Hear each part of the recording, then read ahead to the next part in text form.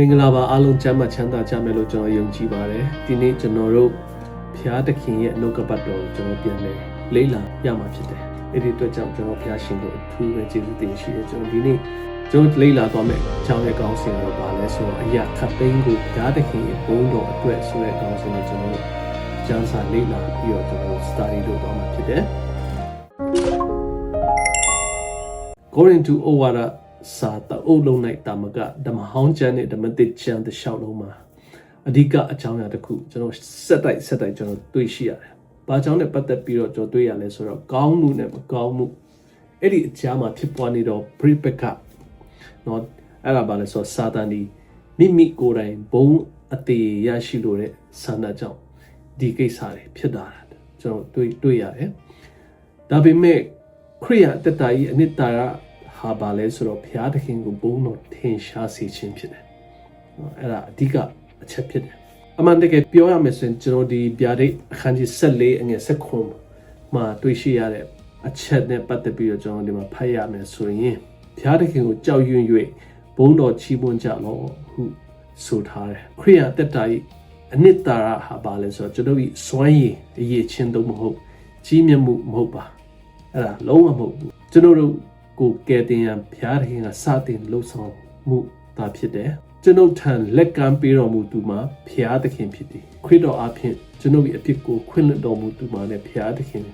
အဖခမည်းတော်ဖြစ်တယ်ခရစ်တော်အဖင်မကောင်းမှုဤချီနှောင်ခြင်းမှကျွန်ုပ်ကိုလွတ်မြောက်စေရန်တကူပေးတော်မူသူမှာလည်းဘုရားသခင်အဖခမည်းတော်ဖြစ်တယ်ကျွန်တော်ဒီမှာစဉ်းစားစရာတစ်ခုရှိတယ်ခရစ်တော်ဒီအသေးခံတော်မူသောတိုးငယ်ဖြစ်တယ်ယေရှုရဲ့အသက်ရှင်လက်ကျွန်တော်တို့အတွက်ဂျားဝင်ဆုတောင်းပေးတော်မူသောရစ်ပြောဟိတ်လည်းဖြစ်တယ်။ယေရှုဟာလည်းကြွလာတော်မူမိဘယင်လည်းဖြစ်တယ်။အဲဒါကြောင့်ကျွန်တော်ခရိယတက်တာတွေကျွန်တော်တို့ဘုံနော်ကျွန်တော်ညီမြကောင်းမြတ်ကြောင်းတော့မဟုတ်ကျွန်တော်ဤပြီးပြည့်စုံသောလှုပ်ဆောင်မှုကြောင့်လုံးဝမဟုတ်ဘူး။လုံးဝမဟုတ်ဘူး။နော်ခရိယတက်တာဟာပါလဲဆိုတော့ယေရှုညီမြကြီးမြတ်တော်မူကြောင်းကိုအဓိကထားပြီးကျွန်တော်အသက်ရှင်ပြီးတော့ဘုရားသခင်ဘုံတော်ကျွန်တော်အမြဲချီးမွမ်းရမှာဖြစ်တယ်။ယေရှု၏အမှုတော်များသည်ကျွန်တော်၏အမှုများထက်သာ၍ကောင်းမြတ်တယ်ဆိုတော့ကျွန်တော်ဝန်ခံရမယ်။လောကတိုင်းပေါ်ကခရစ်တော်၏ပူဇော်တကားသည်ကျွန်တော်ပူဇော်တကားပြုသမျှထက်သာလွန်ပြီးတော့ကောင်းမြတ်တယ်ဆိုတော့ကျွန်တော်အမြဲတမ်းကျွန်တော်သိရှိရမှာဖြစ်တယ်။ထာဝရအသက်ဆုကျေးဇူးကိုကျွန်တော်ထံယူဆောင်ပေးတော်မူသူမှာလည်းယေရှုဖြစ်တပါးဖြစ်တယ်။ကျွန်တော်ဒီနေ့တင်ရမယ်သင်ခန်းစာရဲ့ခေါင်းစဉ်ကပါလဲဆိုတော့အရာခတ်သိမ်းကိုဘုရားသခင်ဘုန်းတော်အတွက်ဆိုပြီးကျွန်တော်ခေါင်းစဉ်တတ်ထားတယ်เนาะကျွန်တော်တို့အသက်ရှင်နေထိုင်ရမည့်နီးလမ်းများကိုကျွန်တော်သင်ကြားသွားမှာဖြစ်ပါတယ်အခုချိန်မှာကျွန်တော်သင်ခန်းစာမတော်ခင်ကျွန်တော်ဒီဟယာနဲ့ဆက်တဲ့เนาะအကြောင်းအရာတစ်ခုကျွန်တော်တို့အရှင်ပြောချင်တယ်ယေဘုယအားဖြင့်တစ်ကောရိန္သုအခန်းကြီး9မှ9အထိတွင်ပေါလုသည်လိန်ပိုင်းဆိုင်ရာအကျင့်ပြတ်ချစားမှုပြဿနာကိုကျွန်တော်တို့ကင်တွယ်တာကျွန်တော်သိရတယ်။တိကောရင်သူအခန်းကြီး10မှ30အထိတွင်မူသူဤအဓိကအဆိုရင်မှုမှာပါလဲဆိုတော့ရုပ်တုကိုကိုယ်ဝဲခြင်းပြဿနာဖြစ်တယ်။တော့ခရိယန်တူဒီထိုအရာနှမျိုးစလုံးမှထွက်ပြေးရမည်ဟုပေါလုကဘောင်းကောင်းပြောထားတယ်။ဒါကြောင့်တိကောရင်သူအခန်းကြီး10မှတော့စမယ်ဆိုရင်အဲ့ဒီကျမ်းချက်များကိုကျွန်တော်ဖတ်ပြီးတော့ကျွန်တော်မှတ်ချက်ပေးရမယ်ဆိုရင်တိကောရင်သူအခန်းကြီး10တွင်ပါအကြောင်းနဲ့ပတ်သက်ပြီးပြောထားလဲဆိုရုပ်တုတို့အပူဇော်ထားသောအရာများဟုဆိုထားပါတယ်။နောက်ဤပထမစကားစုကိုကျွန်တော်နားလည်ရန်အရန်ရည်ကြီးတယ်။ဘာကြောင့်လဲဆိုကျွန်တော်နောက်ပိုင်းတွင်စားခြင်းတောက်ခြင်းအကြောင်းရောက်လာတော့အခါလူများစွာကမြည်သည့်အရာကိုမဆိုစားတောက်နိုင်သည်ဟုအတိတ်ပဲကောက်ကြသောကြောင့်ဖြစ်တယ်။သို့သောဤသင်ခန်းစာ၏နောက်အကြောင်းအရာမှာရုပ်တုများအားပူဇော်ထားသောအသားအကြောင်းဖြစ်တယ်ဆိုတော့ကျွန်တော်သိရမှာဖြစ်တယ်။ဓမ္မတိခေတ်၌အထူးသဖြင့်ကောရိန္သုမြို့တွင်အသားကိုရုပ်တုများအားပူဇော်သောအခါအောက်ပါအတိုင်းဖြစ်လက်ရှိယစ်ပရိုက်ဒီထိုအသားကိုရုပ်တုများအားပူဇော်ပြီးနောက်အသားအချို့ကိုမိမိကိုယ်တိုင်စားတယ်။ကြံရှိသောအချို့ကိုဈေးတွင်ရောင်းချသည်။ဤနည်းဖြင့်ယစ်ပြောဟိတ်များသည်ရောင်းချသူများထံအသားကိုရောင်း၍ငွေအနည်းငယ်ရရှိပြီးရောင်းချသူများကလည်းဈေးတွင်ပြန်လဲရောင်းချကြသည်။တော့ဘောလူပြောတော့နောက်ခံအကြောင်းမှာဤသို့ရုပ်တုများပူဇော်ထားသောအရာများဖြစ်တယ်။နော်ငါတို့ရှိသမျှဒီအသိပညာရှိကြသည်ကိုငါတို့သိကြ၏ဆိုတဲ့ခေါင်းစဉ်နဲ့ကျွန်တော် ကြည့်ရမယ်ဆိုရင်အသိပညာဒီမာနတက်စေတတ်တော်လဲမေတ္တာဒီတိဆောက်ပေးတယ်မိမိဒီတဆုံတရားကိုတည်ဟုထင်တော်သူဒီတည်တင်ဒီအတိုင်းမတိသေးပါဘောလူဒီအသိပညာတင်ယူခြင်းသို့မဟုတ်ပညာရပ်ဆိုင်ရာလေ့လာမှုကိုစန့်ကျင်နေခြင်းမဟုတ်ပါသူစန့်ကျင်နေဒီမှာဤအသားဒီရုပ်တုအားပူဇော်ထားတော်လဲရုပ်တုဆိုဒီမှာအပေအရာမြမဟုတ်ဟုတည်ထားပြီးထိုအသိပညာကြောင့်မာနတက်နေသူဖြစ်တယ်ရုပ်တုဒီအသက်ရှိသောတတ္တဝါမဟုတ်ပါကြောက်ဖြင့်ထွင်းထားသောအရာတစ်ခုသာဖြစ်တယ်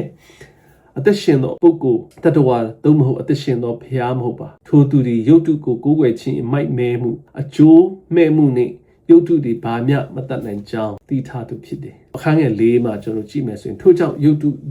တို့အားပူဇော်ထားသောအရာများကိုစားခြင်းနှင့်ဆက်လင်း၍ရုပ်တုဒီလောက၌အဘယ်အရာမျှမဟုတ်ကြောင်းနှင့်ဘုရားသခင်တဆူတည်တာရှိကြောင်းငါတို့သိရတယ်ဟုဆိုတယ်ထို့ကြောင့်ထိုသူကအသားကိုဈေးထဲမှာရောင်းနေတယ်ရုပ်တုကိုပူဇော်ထားတယ်ဆိုပေမဲ့အရေးမကြီးပါဘူးငါစားမယ်ဘာဖြစ်လို့လဲဟုဆိုနိုင်တယ်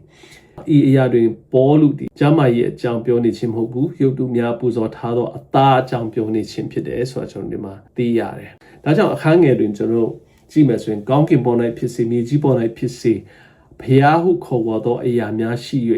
ဖျားများစွာသခင်များစွာရှိတဲ့ကဲ့သို့ဖြစ်တော်တဲ့ငါတို့အဖို့ဖျားသခင်တဆူတည်တာရှိတယ်ဆိုပြီးတော့ပေါ်လူကဖျားအများကြီးထဲကကျွန်တော်တို့ဖျားကတကူရှိဆုံးဖျားဖန်ဆင်းရှင်ဖြစ်တယ်ဆိုတဲ့အကြောင်းပေါ်လူက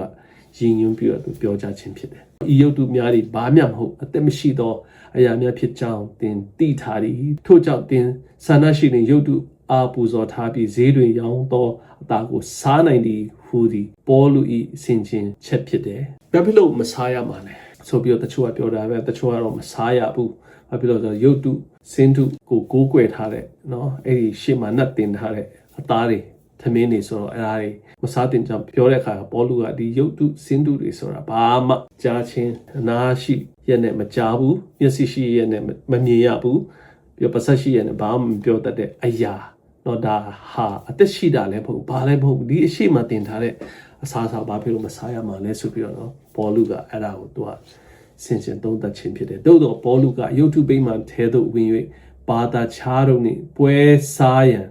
ရုပ်တုကိုယ်ွယ်မှုအတွင်ပါဝင်ပြီးနောက်ထိုအသားကိုမစားရဟုဆက်လက်ပြောသည်ဈေးထဲ၌ရောင်းသောအသားကိုဝယ်စားရတွင်ရုပ်တုကိုယ်ွယ်မှုနှင့်တိုက်ရိုက်ပတ်သက်မှုမရှိခြင်းကတစ်မျိုးဖြစ်ပြီးရုပ်တုဗိမာန်ထဲသို့ကိုယ်တိုင်ဝင်ခြင်းကအခြားတစ်မျိုးဖြစ်တယ်เนาะဒီမှာနည်းနည်းကွာတာပါတယ်ဆိုတော့ရုပ်တုစင်တုကိုးကွယ်တဲ့လူနဲ့ဖျားအတူရှစ်ခိုးပြီးတော့စားခြင်းနဲ့ဒီသူတို့ရုပ်တုကိုးကွယ်ပြီးတဲ့အခါကျတော့ကြံတဲ့အသားတွေကိုဈေးမှာရောင်းတဲ့ဟာကိုကျွန်တော်ဝယ်ပြီးတော့စားခြင်းအဲ့ဒါမတူဘူးပေါ်လူကတော့အဲ့ဒီဈေးထဲမှာရောင်းတဲ့ဟာတော့စားလို့ရတယ်ဒါပေမဲ့အတူတူသူတို့နဲ့တွားပြီးတော့သူတို့ပိမှန်ထဲမှာဝတ်ပြုကိုးကွယ်ခြင်းအစီအစဉ်မှာရုပ်တုကိုးကွယ်တဲ့သူတို့အစီအစဉ်မှာတွားပြီးတော့တွားစားတာတော့အဲ့ဒါတော့ပေါ်လူကလက်မခံကြောင်းပြောခြင်းဖြစ်တယ်ကျွန်တော်ဒီမှာကြည့်မယ်ဆိုရင်ပေါ်လူတွေအသိပညာကိုယ်တိုင်ကိုမကောင်းသောအရာအဖြစ်ဝေဖန်နေခြင်းမဟုတ်ပါအစားသူဆန့်ကျင်နေဒီမှာအသင်းတော်တွင်မာနနှင့်ကွဲပြားမှုကိုဖြစ်စေသောအသိပညာမျိုးဖြစ်သည်ရဲ့နော်မေတ္တာမပါသောအသိပညာတွေစစ်မှန်သောအသိပညာမဟုတ်ပါဘုရားသခင်ကိုချစ်တော်ဘုရားသခင်တည်ကျွမ်းခြင်းကိုခံရသောအခါမှသာစစ်မှန်သောအသိပညာပေါ်ပေါက်လာသည်အသိပညာဆိုဘုရားသခင်ကိုတည်ကျွမ်းခြင်းနော်အစစ်မှန်အဲ့ဒါအစစ်မှန်ပညာဖြစ်တယ်ဆိုတာပေါ်လို့ပြောတယ်ထိုလူအချို့တို့ဒီမိမိတို့၏ပညာအပေါ်အလွန်ယုံကြည်စိတ်ချနေသည်ရုပ်တုကဘာမှမဟုတ်ဒါငါတို့သိတယ်ဒါကြောင့်ရုပ်တုကိုပူဇော်ထားတဲ့အသားကိုစားနိုင်တယ်ဟုဆိုကြသည်သို့သောရုပ်တုအားပူဇော်ထားသောအသားကိုစားခြင်းနှင့်အပြစ်ဖြစ်သည်ဟုယုံကြည်နေသောအားနည်းသည့်ညီကိုတို့၏အတုပစိတ်ကိုသူတို့ဂရုမစိုက်ကြပါထို့ကြောင့်မိမိတို့အလုပ်ချင်းသည့်အတိုင်းဆက်လက်ပြီးတော့အဲ့ဒီကိုတော်တယ်ကိုအသိပညာရှိတဲ့ကိုယုံကြည်တဲ့လူတွေကနော်တစွတ်ထိုးနော်ပတ်ဝန်းကျင်ကိုမကြည့်အသင်းတော်တွေကလူတချို့ရဲ့အားနည်းချက်ကိုမကြည့်ပဲနဲ့သူတို့လှုပ်ခြင်းတလို့စားခြင်းတလို့စားကြခြင်းကိုပြောခြင်းဖြစ်တယ်ဒီမှာခေါင်းစဉ်တစ်ခုကျွန်တော်ဆက်လက်ကြည့်မယ်ဆိုရင်ကိုကျိုးမငယ်သောမေတ္တာဒီအကြောင်းနဲ့ပတ်သက်ပြီးကျွန်တော်ဆက်လက်တင်ပြသွားမှာဖြစ်ပါတယ်တစ်ကောရင်တုအခန်းကြီးကိုတစ်ကနေ6ကိုတုံးလေ့လာတော့လဲပထမဦးစွာတစ်ကောရင်တု8ကိုပြန်လဲကြည့်လိုက်ပါတဲ့ထို့နောက်တစ်ကောရင်တုကိုတစ်ကနေ6တို့သွားပြီးတော့ကျွန်တော် လေ့လာမယ်ဆိုရင်တိကောရင်တူရှစ်တွင်တင်းတို့ဤလွတ်လပ်ခွင့်ဒီအားနေတော့သူတို့အတွက်ထိမိလဲเสียမဖြစ်စေရန်တတိပြုကြလောဟုပေါလုကဆိုထားတယ်ထို့ကြောင့်တိကောရင်တူရှစ်တွင်အားကြီးသူနဲ့အားငယ်သူဆိုပြီးတော့နှမျိုးကျွန်တော်တွေ့ရှိရတယ်အာကြီးသူတို့ကမိသူများနီသူတို့ဒီအသိပညာရှိသူများယုတ်တုဒီဘာမှမဟုတ်တော့ကြောင့်ထိုအသားကိုစားနိုင်တယ်ဆိုပြီးယုံကြည်တဲ့သူကအားရှိတဲ့သူဖြစ်တဲ့အားငယ်တဲ့သူကမိသူများလဲဆိုတော့ယုတ်တုအားပူဇော်ထားသောအသားကိုစားရင်ယုတ်တုကိုကိုယ်ကိုယ်မှုတွေပါဝင်ရောက်ဒီဟုနော်သူဆိုရင်သူများဖြစ်တယ်ဒါကြောင့်ပေါလုကယုတ်တုအားပူဇော်ထားသောအသားကိုစားခွင့်ရှိသည်ဟူသောသူတို့၏လွတ်လပ်ခွင့်သည်အားနေသူများအတွက်ထိမိလဲเสียဖြစ်စေရန်တတိပြုဖို့ပြောခြင်းဖြစ်တယ်ဒါကြောင့်အတင်းတော်ထဲမှာဘယ်လိုပဲကိုယ်အသိပညာကမိုးပေါ်ရောက်ပါစေနော်တချို့လူအတွက်နားမလည်နိုင်သေးတဲ့လူတော်လေးကိုတတိထားဖို့လိုတယ်ဘာဖြစ်လို့ဆိုတော့သူတို့အဲ့ဒီအထိမမီသေးတဲ့အခါကျတော့ကျွန်တော်တို့ဖြည်းဖြည်းနဲ့သူတို့တီးအောင်ကျွန်တော်တို့သူတို့ကိုတင်ကြပြီးတော့ချစ်ချင်းမေတ္တာနဲ့ဥဆောင်သွားဖို့အရန်ရည်ကြီးတယ်ဆိုတော့ကျွန်တော်တို့ဒီမှာတွေ့ရှိရတယ်အသိဉာဏ်ရှိတော့တင်နေရုပ်တု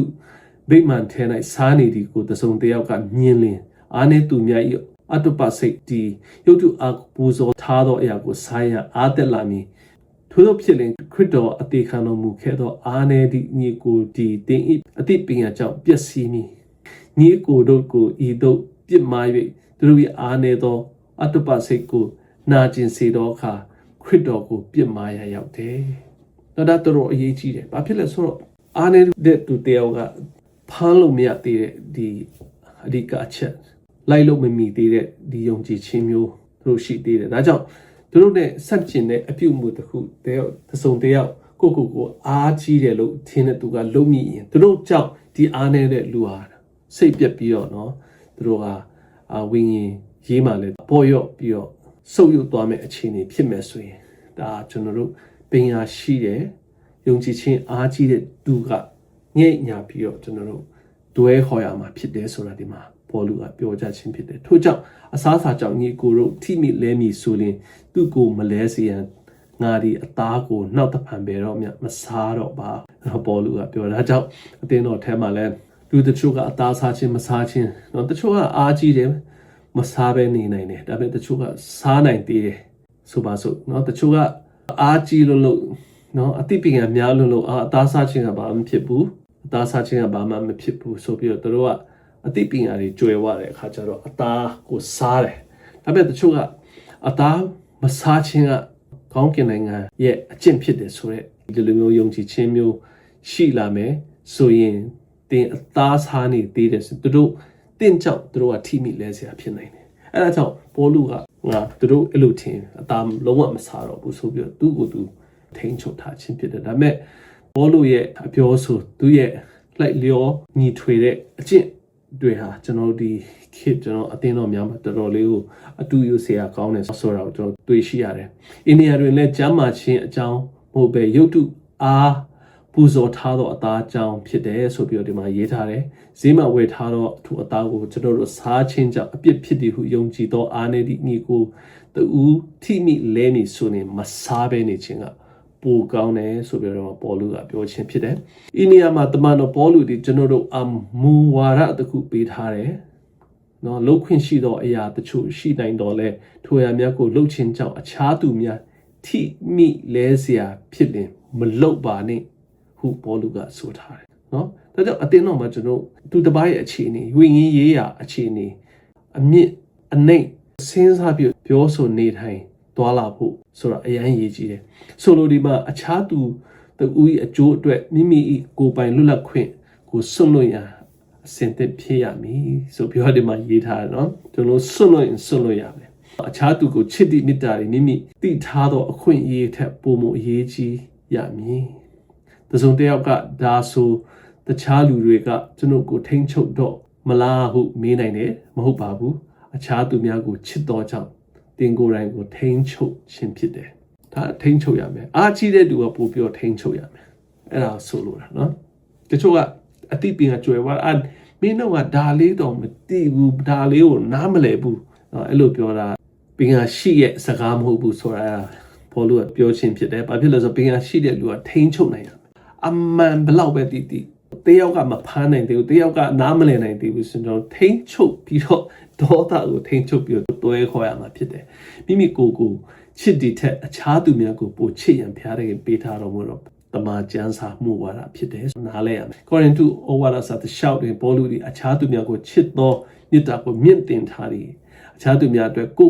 ငင်းပယ်ရန်အစဉ်သင့်ဖြစ်ရမယ်ဆိုပြီးတော့သူကပြောထားတယ်အခြားသူများအတွက်ကောင်းချစ်ဖြစ်မည်ဆိုလင်းမိမိလုပ်ချင်သောအရာကိုစွန့်လွတ်ရန်ပေါလုကကျွန်တော်ကိုမှာကြားခြင်းဖြစ်တယ်အဲဒါဒီမှာတစ်ကောရိန္သုအခန်းကြီး9ကိုကြည့်မယ်ဆိုရင်ကိုကျိုးမငယ်တော့မေတ္တာဆိုတဲ့အကြောင်းမှာတော့အခြားသူများကိုချစ်သောကြောင့်ပေါလုစွန့်လွတ်ခဲ့သောအရာတချို့ကိုကျွန်တော်ဒီမှာတွေ့ရတယ်တစ်ကောရိန္သု9ကအငယ်1ကနေ6တွင်ငါဒီတမန်တော်မဟုတ်လောငါဒီလွတ်လပ်သောသူမဟုတ်လောငါတို့သခင်ယေရှုခရစ်ကိုမမြင်ဘူးလောသင်တို့ဒီဘုရားသခင်၌ငါပြုသောအမှုဤအသီးမဟုတ်လောဟုဆိုသည်သူကခရစ်တော်၌ဤလွတ်လပ်ခွင့်ရှိသည်ဟုပြောဆိုခြင်းဖြစ်သည်ထို့ကြောင့်အခြားသူတို့အဖို့ငါဒီတမန်တော်မဟုတ်လင်ပင်သင်တို့အဖို့တေချာပေါက်တမန်တော်ဖြစ်၏အကြောင်းမူကားသင်တို့ဒီသခင်ဘုရား၌ငါဤတမန်တော်ဖြစ်ခြင်းကိုတစိ့ခတ်တော်သူများဖြစ်ကြ၏ဆိုပြီးတော့ပြောထားတယ်ငါကိုစစ်ဆေးတော်သူတို့ငါဖြေဆိုချက်မှာဤတို့ဖြစ်ငါတို့ဒီစားတော့ခွင့်မရှိသလိုဟုဆက်ပြောသည်အင်းရန်သူဒီဘာကိုဆိုလိုလဲလုံးဝမစားမတော့ဟုဆိုလိုခြင်းလားမဟုတ်ဘူးเนาะအဲ့ဒါလုံးဝမဟုတ်ဘူးစားတော့ခြင်းအကြောင်းပြောရတယ်သူဆိုလိုဒီမှာတင်တို့ထာမငွေကြေးအကူအညီလက်ခံခွင့်ငါတို့အပြည့်အဝရှိသည်ငါရုပ်ပိုင်းဆိုင်ရာလိုအပ်ချက်များကိုဖြည့်ဆည်းရန်တင်တို့ကကူညီပေးခွင့်လည်းရှိတယ်သို့တော်ငါဒီထိုအခွင့်အရေးကိုမယူရန်ရည်ရွယ်ထားသည်ဆိုပြောတယ်မှာပေါလုကပြောထားတယ်လွတ်လပ်ခွင့်ကိုဒီမှာဘာသာရေးလွတ်လပ်ခွင့်ဆိုတာပေါလုကလည်းပြောထားတယ်ဧဝံဂေလိတရားကိုငွေရှာရန်အသုံးပြုနေသည်ဟုတင်တို့မထင်စေရန်ဆိုပြီးတော့ပေါလုကဒီမှာပြောမယ်ဆိုရင် lab gift ပေးတာသူကမလို့ချင်တာเนาะဒီမှာ lab gift ပေးတာမလို့ချင်တာတဲချုပ်တမအဖြစ်เนาะဒီမှာသူကတဲချုပ် tent maker အဖြစ်ကိုထောက်ပံ့တယ်သူ့ကိုအလုပ်လုပ်ပြီးတော့ဘုရားသခင်နိုင်ငံတော်အတွက်သူ့ကိုထောက်ပံ့ပြီးတော့လုပ်ခိုင်းတယ်ထို့ကြောင့်အခြားတမန်တော်များဘုရားသခင်ကြီးတော်များနှင့်ကေဖတို့ကဲ့သို့ဇနီးကိုခေါ်ဆောင်တော်ခွင့်ငါတို့တွင်မရှိသလိုဟုမေးသည်ထိုသူတို့သည်တမန်တော်များဖြစ်၍ခရစ်တော်အပေါ်သစ္စာရှိတော်လဲဇနီးများကိုမိမိတို့နဲ့သူခေါ်ဆောင်သွားကြပြီးအသင်းတော်ကသူတို့ကိုထောက်ပံ့ပေးကြသည်ထိုတို့လှုပ်ခြင်းမားရီမဟုတ်ပါတဲ့နော်ဒီမှာအသင်းတော်ကမိမယူတဲ့လူကိုသားသမီးယူတဲ့လူကိုထောက်ပံ့တာလည်းမမာဘူးတဲ့သို့တော့ပေါလုကကျွန်ုပ်ဒီဖြစ်နိုင်သမျှအမြင့်ဆုံးကျင့်ဝတ်စံနှုန်းကိုလိုက်နာခြင်းဖြစ်သည်ဆိုပြီးတော့သူကစင်ကာပူနဲ့ဘုရားသခင်ရဲ့မှုတော်ကိုသူဆောင်ခြင်းဖြစ်တယ်เนาะမိဒီနီးမြနားလည်မှုလွဲမာစီလိုခြင်းမရှိပါတဲ့ကျွန်ုပ်ကိုယ်တိုင်ကိုကျွန်ုပ်ထောက်ပံ့ခြင်းဒီဟုသူ့ကိုသူပြောကြားခြင်းဖြစ်တယ်ထို့နောက်အလုံးမလုံးပဲနေပိုင်ခွင့်မရှိသူများမှာဘာနဘနဲ့ငါတာလင်လောငါမိမိကုန်ကြစရိတ်ဖြင့်စစ်တိုက်သွားသူမိသူရှိသည်။စပြည့်ဥယျင်စိုက်ပြီးအတီးကိုမစားသူမိသူရှိသည်။တိုးစုကိုထိန်းချောင်းပြီးတို့ကိုမတောက်သူမိသူရှိသည်။အေယာများကိုလူအမြင်ဖြင့်တာငါဆိုလိုသည်။ပြီးရတရားက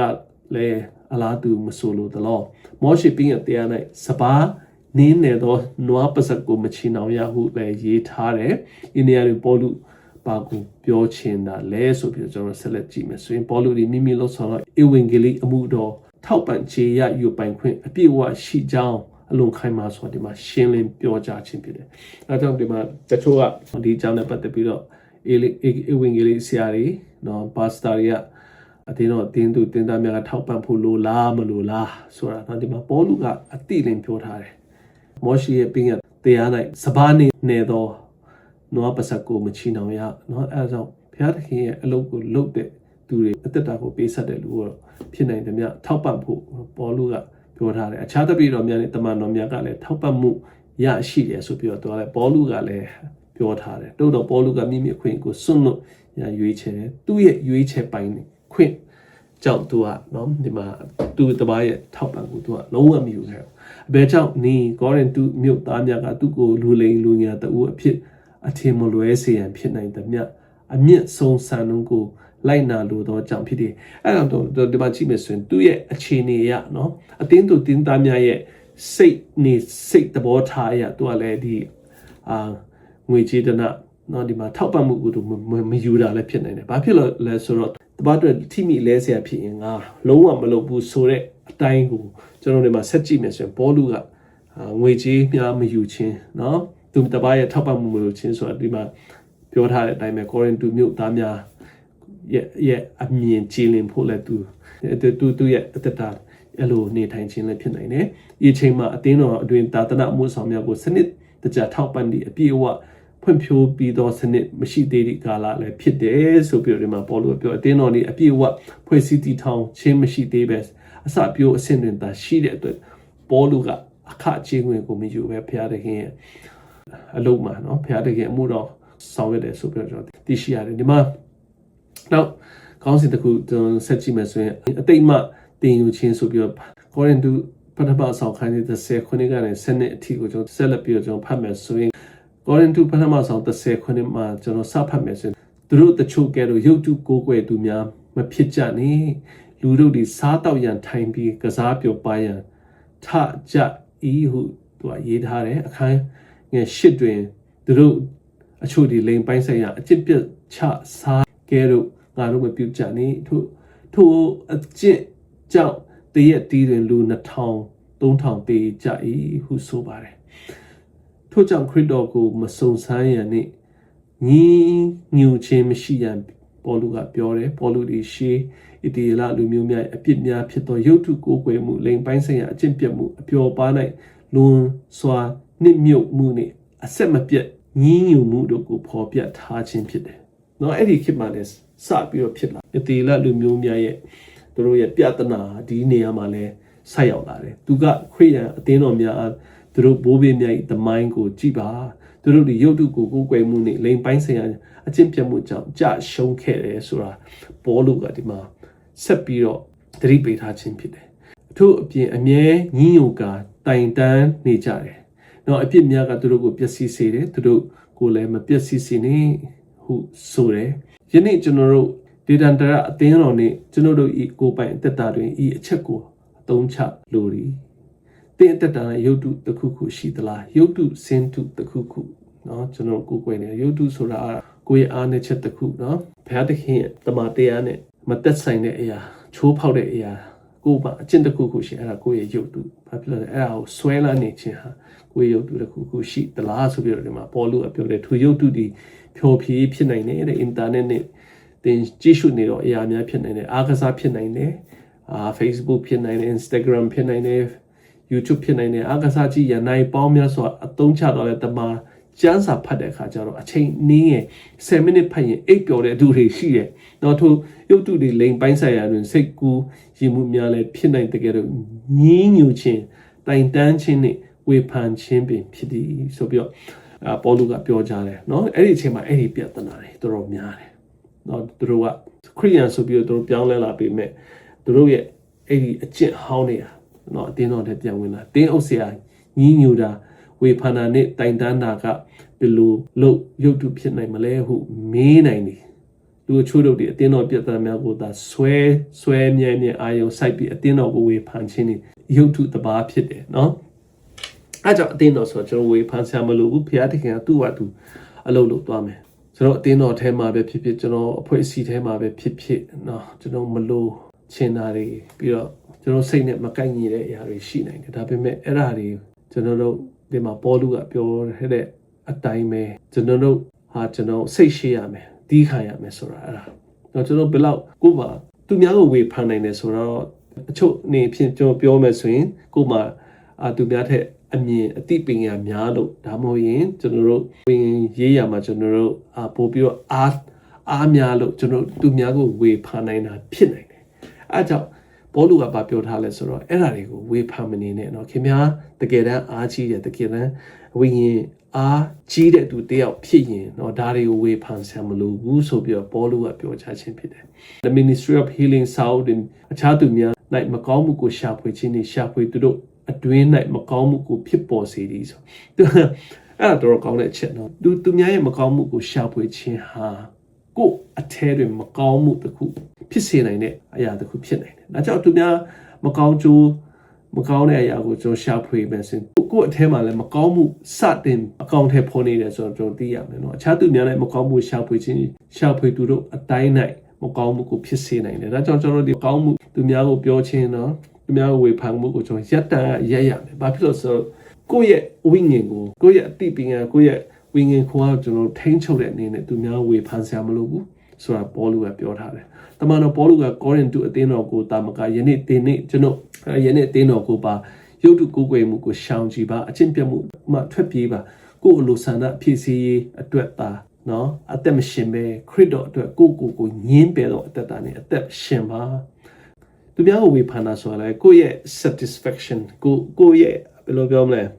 ကိုဆန္ဒဖြစ်စေခြင်းတစ်မျိုးလည်းဖြစ်နိုင်တယ်ဘာဖြစ်လဲဆိုတော့အဲ့ဒါပေါ်ပေါက်လာတယ်ဆိုတာအဲ့ဒါသူများကိုဝေဖန်ရမှကျေနပ်တယ်နော်ပြောရမှကျေနပ်တယ်ဆိုတာအဲ့ဒါကိုအလိုဆန္ဒဖြစ်စေခြင်းဆိုတဲ့ခေါင်းစဉ်အောင်မှာအဲ့ဒါတက်ရောက်တယ်ဒါကြောင့်ပေါလုကအဲ့ဒါတွေမလုပ်ရဘူးထိုအခါအကြီးမြတ်ဆုံးပျော်ရွှင်မှုကိုတွေးရမယ်တဲ့နော်မလုတ်လေးကျွန်တော်ပျော်ရွှင်မှုပို့ပြီးတော့တွေးရမယ်အဲ့ကြောင့်ဒီမှာအဆက်မပြတ်ညင်းညူတိုင်တန်းသောအတ္တတာနဲ့အတ္တတာဖြစ်မနေပါနဲ့အဆက်မပြတ်ညင်းညူတစ်ချိန်လုံးညင်းသူများတရားဟောရှင်နဲ့ညင်းသူများတခုခုလုပ်ရင်ညင်းအတင်းတော်ထဲမှာတခုခုလှုပ်ဆောင်လာရင်လည်းညင်းဆိုတာเนาะအဲ့ဒါလုံးဝမကောင်းဘူးပေါလုဒီရုပ်တုကိုယ်ွယ်ခြင်းကိုဆန့်ကျင်ရန်ပြင်းပြင်းထန်ထန်တိုက်တွန်းထားတယ်တိကောရင်တုအခန်းကြီး35တွင်တို့ရာတွင်တင်တို့အများစုကိုဘုရားသခင်နဲ့တော်မမူသောကြောင့်တင်တို့၏အလောင်းများဒီတော၌ပြန့်ကျဲကြ၏ဟုကျွန်တော်ဖတ်ရတယ်အဘဲကြောင့်နီးသူတို့ဒီဘုရားသခင်တို့ကပတ်တော်ကိုဘေးုံကြည်ကြတော့ကြောင့်ဘာဖြစ်လို့ဆိုတော့ဒီမောရှေနဲ့သူ့ရဲ့လူတွေဟာတော့တောထဲမှာတေချေပြက်စီးကြတယ်เนาะအလောင်းများဒီတော၌ပြန့်ကျဲတယ်ဘာဖြစ်လို့လဲဆိုတော့ယုံကြည်ခြင်းမရှိတော့ကြောင့်ဖြစ်တယ်ဆိုတော့ပေါလုကအဲ့ဒါကိုပြန်ပြီးတော့reference လုပ်လိုက်တာเนาะသူတို့ဒီညီညွတ်တိုင်တန်းကြပြီဆိုတာအဲ့ဒါဝေဖန်ရေးသမားတွေ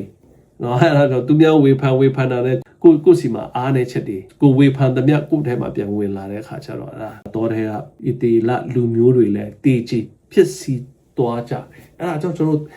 ဝိညာဉ်ရေးမှာလည်းကျွန်တော်ကိုအားရှိတယ်ကိုအားမြတ်တယ်ဝိညာဉ်ရေးမှာကျွန်တော်မြင့်တယ်ကိုထင်ရင်เนาะမဝေဖန်နဲ့ဝေဖန်လာမယ်ဆိုရင်ကိုရှိထားတဲ့အားတွေပြန်ရုပ်လာမယ်ဆိုတာအဲ့ဒါရေးထားခြင်းဖြစ်တဲ့အခန်းငယ်6နဲ့9တွင်သူတို့တတ်မှတ်တကယ်တော့ငါတို့ဒီမကောင်းသောအရာများကိုမတတ်မှတ်စေရန်ဤအရာများဒီငါတို့အတွက်နမူနာဖြစ်သည်ဆိုပြီးပေါလုကရေးထားတယ်။ဟောသူတို့ဒီစားတော့ရန်ထိုင်ပြီးကစားပျော်ပါရန်ထကြ၏ဟုရေးထားတကယ်တော့သူတို့အချို့ကဲတော့ရုပ်တုကိုကိုးကွယ်ခြင်းမဖြစ်ကြနေဆိုပြီးတော့ပေါလုကကျွန်တော်တတိပေးထားတယ်ထို့ကြောင့်သူတို့ဒီရုပ်တုကိုကိုးကွယ်သူများဖြစ်လာခဲ့ကြတယ်ဟောဝေဖန်လေးသူတို့နောက်ဆုံးကြတော့ထာဝရဘုရားကိုတော့သူမကိုးကွယ်ကြတော့ဘူးเนาะတောထဲမှာမောရဲ့လူတွေเนาะနောက်ဆုံးရုပ်တုကိုးကွယ်ခြင်းသူတို့လောက်ကြတယ်ရုပ်တုကိုးကွယ်ခြင်းဆိုဒီမှာအဘယ်နည်းဆိုပြီးတော့ကျွန်တော်မေးမယ်ဆိုရင်တင်းနဲ့ယေရှုခရစ်အကြားမိဒီအရာကိုမဆိုထားတော့အရာเนาะယေရှုဘုရားသခင်ထက်ပို့ပြီးတော့ကျွန်တော်ဆွဲမြဲရှိတဲ့အရာပို့ပြီးတော့ပြောတဲ့အရာအဲ့ဒါကြောင့်တောထဲကလူတွေကပါလားဒီတရားလူမျိုးတွေကဘုရားကိုချီးမွမ်းမဲ့အစားသူတို့နေ့စဉ်သူတို့တက်တာမှာဝေဖန်တယ်เนาะဝေဖန်တယ်ညှိညွတ်တယ်အဲ့ဒါနဲ့ပဲပြည့်လာတဲ့ခါကျတော့နောက်ဘုရားကိုယ်တော်မှာသူတို့မိဝေဖန်ဖို့ပဲတိလာတဲ့ခါကျတော့အဲ့ဝေဖန်ရေးသမားတွေကဘာဖြစ်သွားလဲနောက်ဆုံးတော့ရုပ်တုစင်တုတို့ကိုးကွယ်လာကြတယ်ယေရှုမှလွေအခြားသဆုံတရားအပေါ်တင်ဤချစ်ခင်စိတ်များကိုထားတော့အခါရုပ်တုကိုကိုးကွယ်ခြင်းဖြစ်တယ်ဆိုတော့ကျွန်တော်သိရမယ်တင်နဲ့ယေရှုကြားတွင်သဆုံတရားယက်တည်နေတော့အခါရုပ်တုကိုကိုးကွယ်ခြင်းဖြစ်တယ်ဆိုတော့ကျွန်တော်သိရမယ်ဒီကျမ်းပိုက်ကိုကျွန်တော်ဆက်လက်ကြောဖတ်ရှုမယ်ဆိုရင်အလွန်စိတ်ဝင်စားစရာကောင်းတယ်နော်ဥပမာဒီကောရိန္သု10:23မှာကျွန်တော်ကြည့်မယ်ဆိုရင်အရာခတ်သိမ်းကိုငါပြုတ်ခွင့်ရှိသို့တော့အရာခတ်သိမ်းနဲ့အကျိုးမရှိရင်ကျွန်တော်မလုပ်ဘူးအရာလူများကိုပြောလို့ရတယ်ဟုတ်တယ်ကို့မှာ right ရှိတယ်ဒါပေမဲ့သို့တော့အရာခတ်သိမ်းနေเนาะဒီဟာတွေကအကျိုးမရှိဘူးအရာခတ်သိမ်းကိုငါပြုတ်ခွင့်ရှိတယ်သို့တော့အရာခတ်သိမ်းနေတိဆောက်ပေးနေမှုကိုယ့်ရဲ့ဝိညာဉ်ရေးရာဘုရားသခင်နဲ့ကျွန်တော်ရဲ့relationship ကိုမြင့်တင်တိဆောက်ပေးမယ့်အရာမဟုတ်ရင်အတင်းတော်ထဲမှာလည်းသူများကိုရှောက်ပြီးတော့ပတ်ပြီးတော့ကျွန်တော်ဝေဖန်စရာအကြောင်းမရှိဘူးเนาะအဲ့တော့ဘောလူကအဲ့ဒါကိုရုပ်တုစင်းတုကိုးကွယ်တာနဲ့အတူတူပဲဆိုပြီးတော့เนาะဘောလူကကျွန်တော်တို့ကိုပြောထားခြင်းဖြစ်တယ်မိသူမြတ်မိမိအကျိုးမရှိပဲအခြားသူရဲ့ခေါင်းကျုပ်ကိုရှာပါစေဟုဆိုသည်နော်ကိုအကျိုးကိုမရှာပဲသူများခေါင်းကျုပ်ကို ရှာကြပါဆိုပြီးတော့ပေါလုကပြောခြင်းဖြစ်တယ်ခရိယန်တက်တာဤအနှစ်သာရဒီမိမိကိုရှာခြင်းမဟုတ်ပဲဘုရားသခင်အလိုတော်ကိုရှာခြင်းဖြစ်တယ်နော်မိမိကိုအလိုကိုရှာခြင်းဆိုတော့ဝေဖန်ရေးတမညီးညွတ်ခြင်းနေဆိုတာကိုအလိုကိုရှာခြင်းနော်အဲ့ဒါဘုရားသခင်ရဲ့အလိုတော်နဲ့ဆန့်ကျင်ဖြစ်တယ်ယောဟန်ခန်းကြီး8:29တွင်ယေရှုကငါဒီကိုတော်နှစ်သက်တော်အရာတို့ကိုအစဉ်ပြုပြီးဆိုပြီးတော့ယေရှုကတော့မှတော့ဘုရားသခင်နှစ်သက်တဲ့အရာပဲငါလုပ်တယ်ဟုဆိုထားတယ်ကိုကျွန်တော်တို့အမြဲတမ်းကျွန်တော်တောင်းလိုက်လျှောက်ရမယ်ဟေဘရဲ30တွင်လဲအိုဖကိုရောအလိုတော်ကိုဆောင်ရွက်ရန်ဆိုပြီးတော့ယေရှုကပြောတယ်ထို့ကြောင့်ယေရှုကြီးမားသောယေချက်မှာမိမိအလိုကိုလှုပ်ဆောင်ဖို့မဟုတ်ပဲနဲ့မိမိအလိုတော်ဆိုတဲ့အခါကျရင်လောကနဲ့သက်ဆိုင်တဲ့အရာအဖြစ်နဲ့သက်ဆိုင်ကိုလှုပ်ခြင်းမဟုတ်ပဲနဲ့ဖခမီးတော်အလိုကိုလှုပ်ဆောင်ခြင်းဖြစ်တယ်ဖခမီးအလိုတော်ဆိုတာပါလေဘုရားသခင်ရဲ့ပင်ရတော်ဘုရားသခင်ရဲ့ဂတိတော်တမန်တရားကျွန်တော်တို့အတွက်ပြောထားတဲ့အရာတွေကိုလိုက်လျှောက်ခြင်းနော်အဲ့ဒါနဲ့အဲ့ဒီအလိုတော်ကိုဖြည့်ဆည်းခြင်းနော်ဘုရားသခင်အလိုတော်ကိုယ်အလိုတော်မဟုတ်ဘူးဒါကြောင့်ဘုရားသခင်ရဲ့ပညာတော်ဘုရားသခင်ရဲ့တမန်တရားကိုကျွန်တော်လိုက်လျှောက်ခြင်းဆိုတာဒါကျွန်တော်ကိုယ့်ရဲ့ဝိညာဉ်ရေးရာဆုံးယုတ်ဖို့မဟုတ်ဘူးနော်ဘုရားသခင်ရဲ့အလိုတော်နော်ဒါယေရှုကတော့မှဘုရားသခင်အလိုတော်ကိုငါလိုက်လျှောက်တယ်ကိုသူ့ရဲ့အလိုတော်တော့မလိုက်လျှောက်ဘူးဆိုပြီးပြောထားတဲ့အတွက်ကြောင့်ကျွန်တော်ဒီနေ့ခရိယန်တက်တာမှာလဲကျွန်တော်ဘုရားသခင်ရဲ့အလိုတော်ဆိုတာဒီကျမ်းစာအုပ်ထဲမှာရှိတဲ့ຢာတွေနော်ခိုးနဲ့မတတ်နဲ့သူတမားပဲပစ္စည်းကိုမတတ်မဲ့နဲ့ဆိုတာဒါတွေဟာဘုရားသခင်ရဲ့အလိုတော်လူတွေကဖန်တီးထားတဲ့ဒီပင်ငယ်ချက်တွေမဟုတ်ဘူးနော်ဒါကြောင့်မှတဲခါရင်16:39နှစ်နောက်ပိုင်းစာပိုက်များတွင်ဂေသရှေမဥယျာဉ်၌ယေရှုကကျွန်တော်အလိုရှိသည့်အတိုင်းမဖြစ်ပါစေနဲ့ကိုရောအလိုတိုင်းဖြစ်ပါစေဆိုပြီးတော့ဆုတောင်းတယ်ရုပ်တုကိုယ်ွယ်ခြင်းကဒါကငါလိုချင်တဲ့ဆန္ဒငါအလိုဖြစ်တယ်ဆိုတာကိုပြခြင်းဖြစ်တယ်ဒါကြောင့်ငါကိုကျေနပ်စေမိဟုလူတိုင်းကယုံကြည်တယ်ကိုယ့်ရဲ့အာယုံခံစားမှုကိုယ့်ရဲ့အလိုအရာကျွန်တော်ဒီမကောင်းတဲ့အရာကိုကျွန်တော်ပြောကြတယ်သူတပားကိုဝေဖန်ရေးညှိညူတယ်ဆိုတာတွေကတော့ကိုယ်ဆန္ဒကိုဖြည့်ဆည်းခြင်းဖြစ်တယ်စစ်မှန်တော့ဘုရားသခင်ခရိယန်ဘာသာကမှုအရှင်ကျွန်ုပ်အလိုအတိုင်းမဟုတ်ပဲကိုရောအလိုတိုင်းဖြစ်ပါစေအရှင်သခင်လိုချင်သည့်အရာတွေကျွန်ုပ်လိုချင်တဲ့အရာဖြစ်ပါစေဆိုပြီးတော့ကျွန်တော်တို့နေ့စဉ်တက်တာမှာကျွန်တော်ရဲ့ဘဝတက်တာကိုကျွန်တော်ပြန်လဲစမ်းဆင်းရမယ်ဖြစ်တယ်ခရိယန်တက်တာရှိပြဿနာအားလုံးကိုဖြေရှင်းရလို့အဓိကပြဿနာမှာအလိုဆန္ဒနော်ဒီပြဿနာဖြစ်တယ်ကိုယ့်ရဲ့လိုရင်ဆန္ဒကိုယ့်ရဲ့ appetite နော်ကိုယ့်ရဲ့လိုချင်တဲ့ဆန္ဒအဲ့ဒါတကယ်ပြဿနာအကြီးဆုံးဖြစ်တယ်ဆိုပေါလုကပြောတယ်နော်ဘုရားသခင်ကကျွန်တော်တို့အလွတ်လပ်စွာရွေးချယ်နိုင်ခွင့်နဲ့ရွေးချယ်ဆုံးဖြတ်နိုင်စွမ်းပေးထားကြောင်းနားလည်ရမည်တန်ရှင်တော်ဝိညာဉ်တော်ရဲ့လမ်းညွှန်မှုနဲ့တကူပေးမှုအောက်တွင်မင်္ဂန်တော်ရွေးချယ်မှုကိုကျွန်တော်တို့ပြုလုပ်တော့အခါအတ္တကိုအကြီးမြတ်ဆုံးဝမ်းမြောက်ခြင်းတဲ့တော့ကျွန်တော်ဝင်ရောက်ရမှာဖြစ်တယ်ယေရှုနှစ်သက်တော်မူသောအရာကိုလုပ်တော့အခါကျွန်တော်တို့ဤနှလုံးသားထဲတွင်ငြိမ်သက်ခြင်းနဲ့အေးချမ်းခြင်းကိုခံစားရမှာဖြစ်တယ်ယောဟန်ခန်းကြီး30တွင်ယေရှုကတခိုးရီခိုးယူရန်တက်ဖြတ်ရန်ဖြည့်ဆည်းရန်မှတပါအခြားအကြောင်းကြောင့်မလားငါမူကားသူတို့ဒီအသက်ရရန်ပို့ရကြွယ်ဝဆိုတာရရှိခရစ်တော်ဟာလာခြင်းဖြစ်တယ်တခိုးရီကပါလဲကိုယ်အလိုအတွက်သူများပစ္စည်းကိုခိုးခြင်းနဲ့ယေရှုသူလာတာပါလဲသူများကြွယ်ဝဖို့သူများတက်ရဖို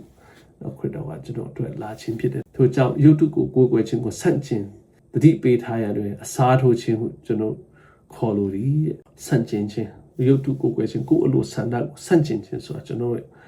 အစားထိုးခြင်းနော်ကိုယ်အတ္တထဲ၌ယုတ်တုကိုယေရှုမြတ်တာဖြင့်အစားထိုးပါတဲ့တင်းအတ္တထဲရှိယုတ်တုကိုယေရှုနှစ်သက်တော်မူစေလိုသောဆန္ဒဖြင့်အစားထိုးပါထိုယုတ်တုကိုဘုရားသခင်အလိုတော်ကိုဆောင်လိုသောဆန္ဒဖြင့်ကျွန်တော်အစားထိုးရမှာဖြစ်တယ်နော်ယုတ်တုကိုယ်ဝေခြင်းကိုအောင်မြင်ခြင်းဆိုတဲ့အကြောင်းနဲ့ကျွန်တော်ပတ်သက်ပြီးတော့ကျွန်တော်ဆက်ပြောရမယ်ဆိုရင်ယုတ်တုကိုယ်ဝေခြင်းကိုအောင်မြင်ခြင်းအကြောင်းတို့တိုက်ရိုက်ခေါ်ဆောင်သွားဖို့ကျွန်တော်ဒီမှာရည်ရွယ်ထားတယ်ယုတ်တုကိုယ်ဝေခြင်းကိုမိတော့အောင်မြင်နိုင်မည်နည်းဆိုပဲယေရှုနဲ့ငွေရတတော်လူငယ်အုပ်ဆိုးသူတို့ဤစကားပြောတဲ့အရာကိုကျွန်တော်တတိယမယ်ဆိုရင်မာကုအခန်းကြီး30နဲ့19နဲ့20တွင်ယေရှုဒီလမ်းပေါ်တော့သူလျှောက်တဲ့အခါလူတူပြေးလာ၍ယေရှုရဲ့ရှေ့မှာဒုထောက်ကအကောင်းမြတ်တော်ဆရ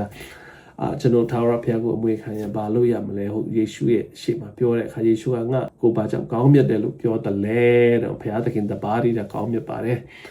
သူဒါဆိုရင်လည်းမြေကတင်ချင်းကိုရရှိခြင်းနဲ့ဆိုရင်သူများကိုမပြစ်မှားတဲ့လူတက်ကိုမတတ်နဲ့မခိုးနဲ့မမှန်တော့တက်ကိုမခံနဲ့ဆိုပြီးတော့ယေရှုကဒီပိညတ်တော်10ပါးသူကညွှန်းလိုက်တယ်မလိန်မညာနဲ့မိဘကိုယူသေးဆိုပြုလို့ဟိုတော့ပိညတ်တို့ကိုတိပြီးပြီလားဟုပြောတဲ့အခါကျတော့ဝေယတတော်သူကဘယ်လိုဖြစ်လဲသူကငါဒီငယ်စင်ကလေးကဒါအားလုံးကိုဆောင်ထိန်ခဲ့ပါတယ်ဆိုတာပြောတယ်ယေရှုဒီလည်း သူကိုကြည့်ပြီးချစ်တော်မူ၏အော်ချစ်စရာကောင်းပါလားဘင်းကကိုဆောင်ဆိုတော့တင်းရဲ့အချင်းစီအတွင်၌ယောဂဆွဲနေတော့အရာကိုယေရှုမြင်မှုတော်လဲသူကိုချစ်တော်မူ၏ယေရှုကသိရဲ့နော်သူကိုချစ်တယ်ဆိုပြီးပြောတာပါလေအော်တော်တရားစရာကောင်းပါလားသူကိုသူကပင်းရတော်ကိုလိုက်လျှောက်တယ်လို့ထင်တာဒါပဲလုံးဝမလိုက်လျှောက်ချင်ယေရှုကပြန်ဖော်သွားမှာနော်ပြန်ပြောမှာထို့ကြောင့်တင်းလိုက်တစ်ခုလို့သေးတယ်ဆိုတာပါလေဒီပင်းရတော်ကို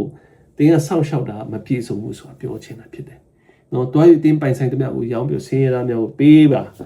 ါပြီးတော့ငါနောက်ကိုလိုက်ပါဆိုပြီးပြောလိုက်တဲ့အခါကျတော့ယေရှုရဲ့စကားကြောင့်အဲ့တထေးလေးကမျက်နှာညှိုးငယ်ပြီးတော့ဝမ်းနဲ့ဆိုတာသူကထွက်ပြေးသွားတယ်အကြောင်းမူကားသူ၌ဥစ္စာပစ္စည်းများဆိုတာရှိတော်ကြောင့်ဖြစ်သည်နော်တကယ်တမ်းသူကသူ့ကိုယ်သူပင်းကစောင့်တယ်လို့ထင်တာတကယ်တမ်းယေရှုကပင်းကတော့မဆောင်ရှောက်ကြောင်းသူကပေါ်ပြလိုက်တာဘာဖြစ်လို့ဆိုပင်းကတော့ဆိုတာတိတ်ကနေလေးအထိဘုရားကိုချစ်ဖို့ဘုရားရဲ့ခင်ကိုချစ်ဖို့ပြီးတော့ငါးကနေ30အထိဆိုသူတပါးကိုချစ်ဖို့ဆိုပင်းကတော့10ပါးကိုသူကလုံးဝမလိုက်လျှောက်ကြောင်းနော်ယေရှုကဒီမှာပြန်ပြောလိုက်တာဘာဖြစ်လို့ဆိုတော့ကိုပစ္စည်းဥစ္စာဒနာတွေသူများကိုပေးရမယ်ဆိုတာသူများကိုချစ်ဖို့ယေရှုကညွှန်းလိုက်တာဒါပေမဲ့ဒီတယောက်ကသူများကိုမချစ်ဘူးနော်ဘိညာတော်ကိုမလိုက်လျှောက်ဘူးယေရှုကိုနော်ဘုရားကိုချစ်တရားအောင်နဲ့ဒါပေမဲ့သူကလူများကိုလည်းမချစ်ဘူးဘုရားကိုမချစ်ကြောင်းဒီမှာယေရှုကသူကိုပြလိုက်ခြင်းဖြစ်တယ်အဲကြောင့်ယုတ်တုကိုယ်ွယ်ခြင်းကိုတင်မိခဲ့တော့အောင်မြင်နိုင်မည်နီတင်းနှလုံးသားနဲ့အကျင့်စရိတ်ရှိယောဂဆွဲနေသောအရာဒီမိသည့်အရာဖြစ်စေထိုအရာကိုယေရှုအားကျွန်တော်ဖော်ပြခွင့်ပေးပါထို့နောက်ယေရှုရှင်ဖျားတကိုးနှင့်ခွဲစိတ်တော်မူ၍ထိုအနာယောဂဆွဲနေသောအရာကိုဖျက်ထုတ်ပေးတော်မူပါအရှင်ဤအလိုတော်နှင့်မညီညွတ်သောကျွန်တော်ရဲ့အသက်ရှင်နေသည့်နေရာကိုဖော်ပြပြီးကျွန်တော်အသက်တာထဲမှာထိုအရာကိုဖယ်ရှားပေးတော်မူပါဆိုပြီးကျွန်တော်ဆုတောင်းရမှာဖြစ်ပါတယ်ဒါကြောင့်ကျွန်တော်ရဲ့ဘဝတတမှာတော့ဘုရားသခင်ကိုဘုံထင်ရှားစေဖို့ကျွန်တော်ဘုရားသခင်ကျွန်တော်လိုအပ်တယ်ဘုရားသခင်ကိုဘုံထင်ရှားစေခြင်းအကြောင်းဖြစ်တော့ကျွန်တော်ဒီနေ့သင်ခန်းစာထဲမှာကျွန်တော်ဒီအရာအချက်တစ်ခုကိုကျွန်တော်ဖတ်ပြချင်ပါတယ်ဒီစာပိုက်ကဘယ်မှာကျွန်တော်တွေ့ရလဲဆိုတော့ testimony for the church ဆိုတဲ့စာအတွဲကိုစာမျက်နှာ135ဖတ်တော်မှာဖြစ်တယ်ဒီတို့တွင်အပြည့်အဝလုပ်ပိုင်ခွင့်ရှိတော့အရာတချို့ကိုလုပ်ခြင်းကြောင့်ဘုရားသခင်အမှုတော်ကိုတိုးတက်ခြင်းကိုဟန်တာမီဟုမြင်လင်ထိုအရာများကိုမလုပ်ပဲနေပါတော့တင်းတော်ထဲမှာတင်းကအားရှိတယ်နော်အတိပင်ကလည်းကြွယ်တယ်ဒါပေမဲ့သူများကမလိုက်နိုင်ရင်လုပ်ဖို့မလုပ်ကိုယ်ပင်ကဘယ်လောက်ပဲရှိ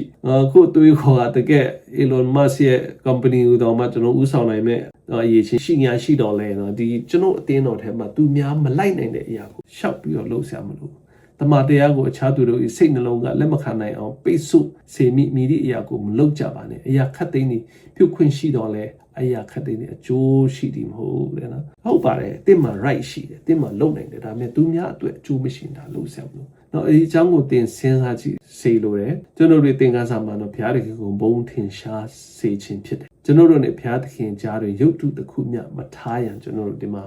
ဒီသင်ခန်းစာကျွန်တော်ကိုသင်ပေးခြင်းဖြစ်တယ်ထို့ပြင